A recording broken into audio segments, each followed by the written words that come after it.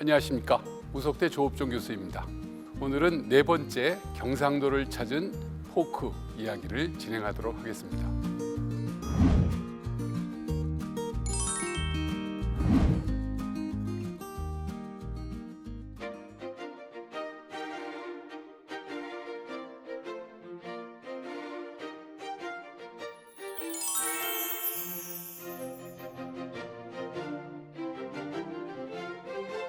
앞서 남원을 지나서 남원에서 여원치라는 높은 언덕을 넘어갑니다. 넘어가서 이제 함양이라는 그 동네, 말 그대로 경상도입니다. 지금부터는 함양으로 들어가게 된 포크가 아주 흥미로운 기록을 남깁니다. 왜 말이 달라지지? 쉽게 얘기하면 전라도에서 듣던 말하고 바로 함양, 경상도라는 동네로 들어가서부터 말이 확 바뀌었다는 걸 느낍니다. 이건 지금도 똑같은 거거든요. 놀랍게도 지금부터 한 140여 년 전 포크가 우리 땅에서 사투리가 다르게 쓰이고 있고 완전히 어감이 다르다는 느낌을 여기서부터 나타내고 있습니다. 자, 이렇게 포크는 경상도에서 말씨가 다르다는 것을 시작으로 해서 또 달구찌개라고 써 있습니다. 아마 이게 탕이겠죠. 닭을 어떻게 하는 닭곰탕이나 그런 거가 되는지 아주 맛있다. 함양에서 이 달구찌개가 참 맛있다. 이제 뭐 그런 표현도 남겨놓습니다. 그러고서는 이제 포크가 원했던 개인적 목적인 해인사 팔만대장경을 보러 가게 됩니다. 그래서 11월 23일 날 눈 오는 해인사를 도착했습니다. 그래서 그 포크는 그때 약간은 이제 조선의 유머 아니면 허풍 이제 그런 식인데요. 해인사에 대한 이야기를 좀 많이 들었던 것 같아요. 해인사에 가면은 그 밥솥이 있는데 해인사 스님들이 너무 많아가지고 그 밥솥에서 배를 저어가면서 밥을 만들 수 있다. 포크가 반신반의하면서 갔어요.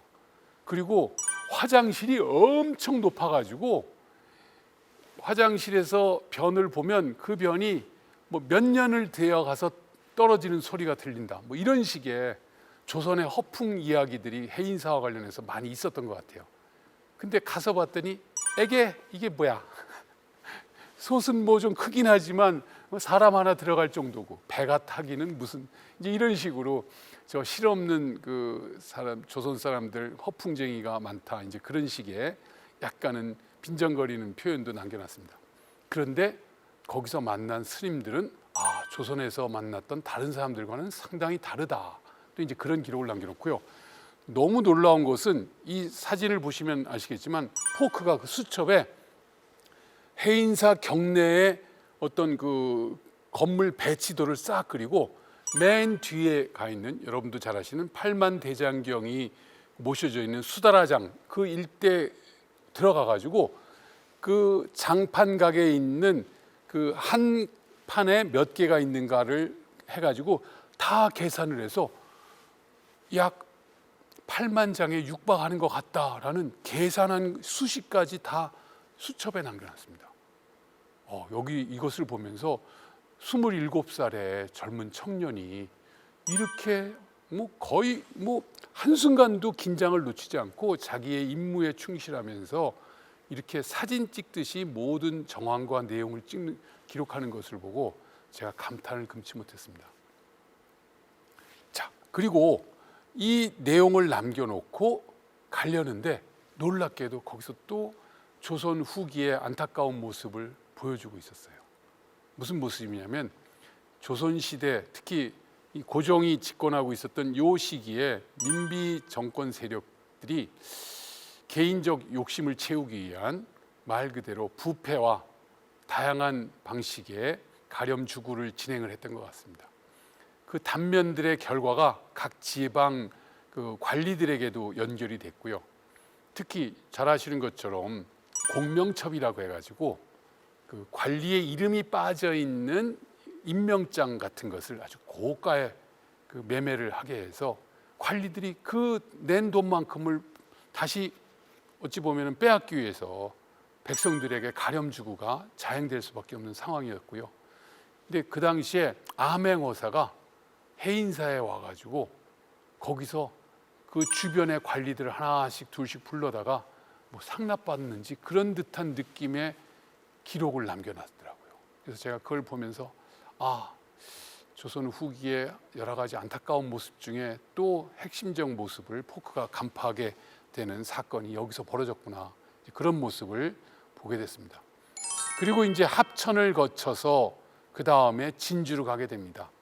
진주는 아주 의미 있는 표현으로 설명을 하고 있습니다.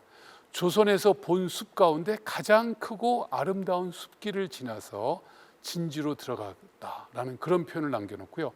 진주에 여러분 촉성루 아시죠?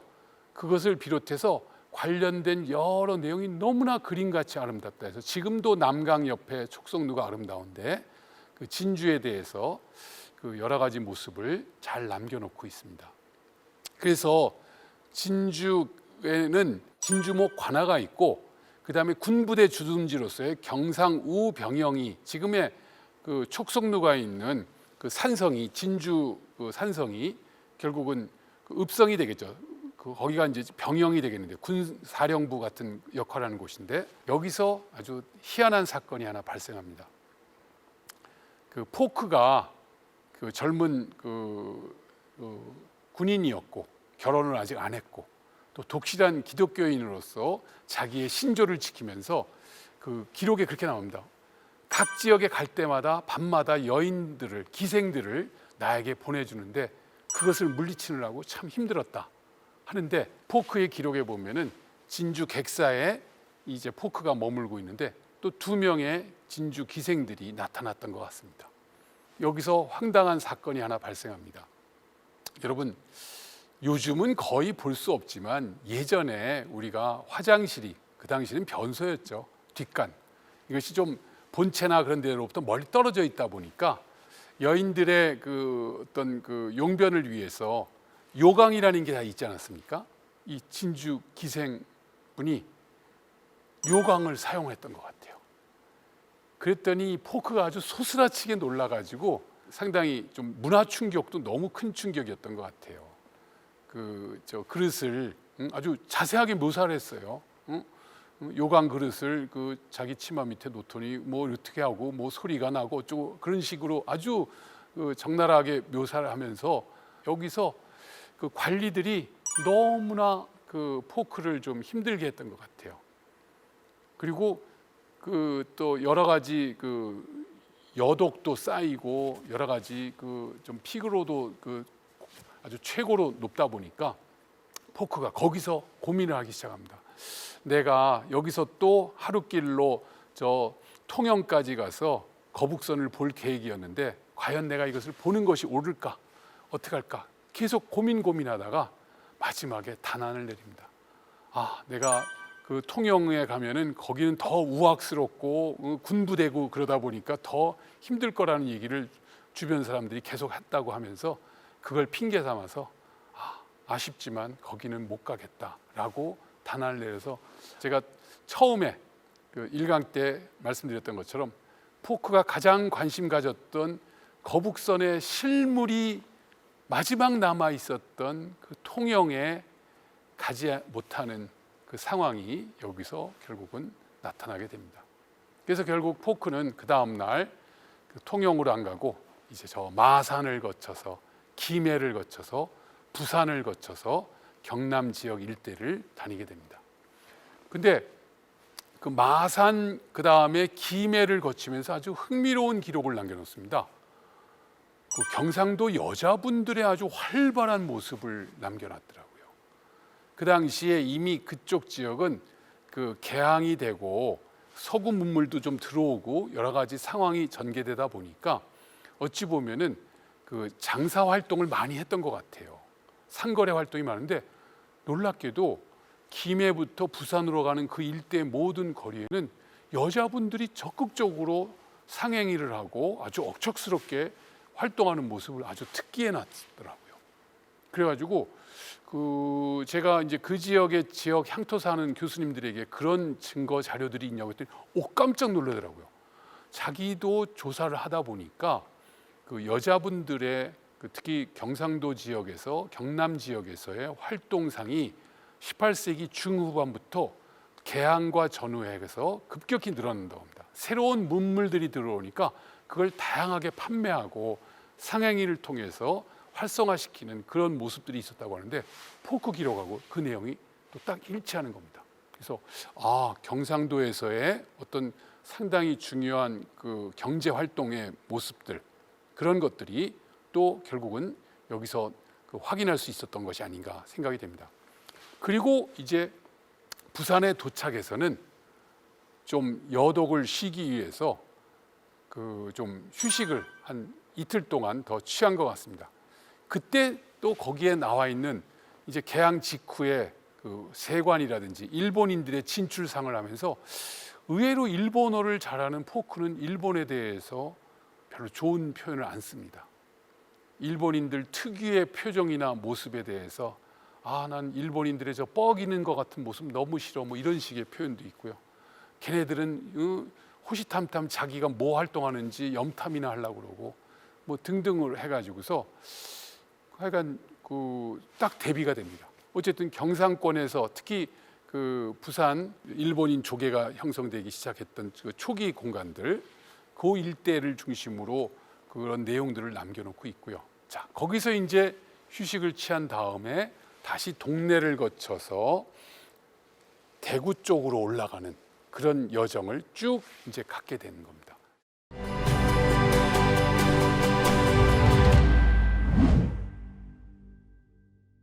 대구하면 수성구 유명하죠. 바로 수성 연못이 있는 수성 쪽으로 가다가 포크가 놀라운 것을 발견하게 됩니다. 거기서 고인돌을 발견했어요. 여러분, 돌면 지성묘죠. 그래서 지금 대구 수성 호수가 있고 연못이 있고 그 일대로 신천이라는 내가 흘러가는데 그 신천 변에 있는 수십 기의 고인돌에 대한 언급도 하고 있고요. 방금 말씀드렸던 수성못이 알고 봤더니 사방못이라는 것을 알려주는 중요한 기록을 남겨놓습니다. 제가 최근에 그 현장에서도 확인이 됐는데요. 지금 그 대구 수성 구에 가 보면은 수성 연못이 일본인이 거기를 개간하면서 만든 걸로 개발의 역사가 소개되고 있는데 알고 봤더니 이미 그 훨씬 전부터 조선의 영정조 시기에 제헌사가 만들어져서 잘 아시는 것이 이양법이 되고 농법이 모내기를 하려면 물이 많이 필요하니까 이런 저수지가 많이 필요하거든요. 그때 만들어졌던 것을 알려주는 중요한 기록들과 특히 명칭이 바로 여기가 사방못이다. 사방에서 물이 들어와서 만들어진 연못이다 해서 원래 수성못의 원 이름이 사방못이라는 것도 포크 기록으로서 알 수가 있었습니다. 그러고 포크가 대구 읍성 안으로 들어가게 되는데 거기서 서문 쪽에서 또 대구의 아주 아름다운 그 아치가 무지개 다리 형태가 두 개가 겹쳐 있는 그런 달서교라는 그 다리에 대해서도 언급을 해놨는데 안타깝게도 지금 현재 그 실물은 어디 갔는지 대구 발전 과정에서 이 내용들이 다 지금 사라졌거든요. 근데 어찌됐건 기록으로 그 대구 달서교의 언급이 남아 있고 최근에 그 미국 선교사분이 거기를 찍었던 사진도 다시 확인이 되면서 대구의 명물, 조선에서 가장 아름다운 다리라고 그 포크가 언급한 그런 달서교의 모습도 이 기록에서 찾을 수 있었습니다. 그러고 들어갔더니 대구가 인산인해의 도시였던 것 같습니다. 자기가 거기서 헤아려 본 사람만 해도 5,000명, 6,000명이 넘는 사람들이 있는데 알고 봤더니 이게 놀랍게도 양령시가 열리는 그 기간이었어요. 그래서 함흥과 공주와 전주와 대구에서 이 영이라는 시장이 열리는데 그 중에 대구령이 가장 크고 원래 15일을 기한으로 하는데 그것도 지나가지고 계속 열리고 있는데 가장 많이 팔리는 물건이 약재더라. 대구 양령시를 딱 얘기하는 겁니다. 그래서 양령시를 외국인이 보고 기록으로 남긴 아마 최초의 기록이 아닐까 그런 생각이 듭니다. 아주 흥미로운 기록인데 거기서 또 재미있는 것은 대구 읍성 내에 아주 큰 집에 어떤 집 앞을 지나고 있는데 어떤 묘령의 여인이 나오더니 새끼줄에 솔가지를 껴가지고 문에다 걸고 큰 상을 차려서 어떤 여인과 함께 이렇게 손을 하고선 뭔가 기원하는 모습을 보는데, 그 옆에 통역이 저거는 그 집안의 주인이 병이 들어서 저런 병 기운이 나가라고 하는 그런 무당들과 연결된 얘기다라고 했더니, 무당에 또 관심이 있어가지고 무당은 어떤 무당이 있는가 막 물어봐가지고 조선의 어떤 무당 굿하는 사람들 또는 그것과 관련된 사람들, 점 보는 사람들 등등 얘기를 또 대구에서 쫙 풀어놓더라고요. 사실은 또 대구에 그런 문화가 또 은근히 남아있는 그 분야를 또 설명을 해주는 것 같더라고요. 어쨌든 그런 내용과 관련된 내용들이 이 대구와 관련돼서 쭉 설명이 됩니다. 사실 어찌 보면은 이 자료 하나하나가 뭐 사소한 자료일 수도 있지만, 우리가 남의 눈을 통해서 우리 지역의 역사, 특히 우리가 미처 남겨놓지 못한 중요한 자료들이 곳곳에 남아있는 모습이 바로 이 포크의 기록에서 다 확인이 될 수 있거든요. 그래서 이런 양령시 관련된 내용이나 대구에서 민속문화적 형태로 나타났던 몇 가지 내용들을 잘 모아보면은 또 이 지역의 특성이 아주 잘 남아있을 것 같습니다. 자, 그런 내용을 중심으로 진행됐던 것들이 포크의 자료에도 일부 남아 있고요. 자, 그래서 이제 포크는 대구를 떠나서 칠곡을 거쳐서 상주 쪽으로 올라가다가 놀라운 사실을 듣게 됩니다.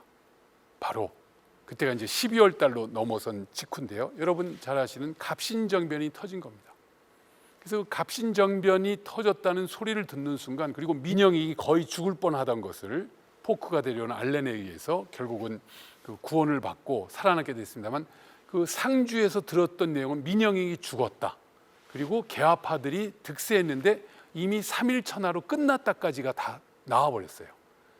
그러다 보니까 개화파와 가장 가까웠던 이 포크의 입지가 갑자기 불안해지는 거예요. 그리고 그 소문이 이미 각 지역에 다 전달이 됐어요. 그래서 그 다음부터는 포크가 완전히 조선인의 옷을 입어야 된다, 아니다, 그래도 그 사람이 미군 군복을 계속 입고 다녔거든요. 해군 장교복을 해야 된다, 뭐 이걸 계속하면서, 근데 당신이 일본어를 쓰니까 일본인으로 오해가 돼가지고 오히려 잘못하면 큰 해를 당할 수 있다 하면서 아주 불안한 상황 속에서 이제 다시 서울로 복귀하는 일정을 급히 땡기게 됩니다. 상주부터는 바로 여러분이 잘 아는 것처럼 조령의 문경 쪽으로 해서 세제를 넘어가지고 충주를 거쳐서 여러분이 잘 아시는 여주 이천을 통해서 돌아오는 일정을 잡게 되는데, 충주 지역에서는 상당히 위험한 상황이 좀 전개가 됩니다.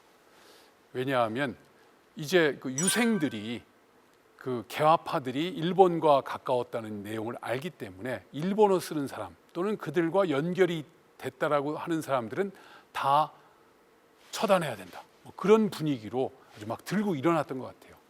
그러다 보니까 포크의 존재를 알고 포크에 대해서 이 사람이 과연 우리에게 도움이 될 사람이냐, 외국인이긴 하지만 이거 일본에 친해서 일본을 도와주는 자 아니냐, 그런 오해를 계속 받았던 것 같아요.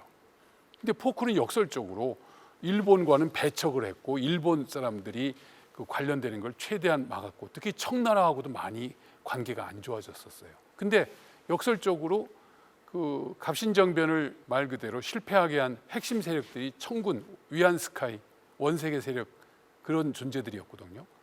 그래서 포크는 완전 사면초가 같은 상황인 겁니다. 일본어를 쓰고 일본과 가까운 걸로 오해받고 있고, 개화파들은 이미 나라의 모반을 일으켰다가 실패한 반역자로 찍혀서 죽임이 당하거나 다 도망가 버렸고, 자기가 제일 친한 사람들은 다, 특히 민영익은 죽었다고 그러고, 그래서 결론은 그때부터 매우 힘들게 복귀하는 과정, 그리고 주변 사람들의 생명의 위협을 받으면서 가게 됩니다.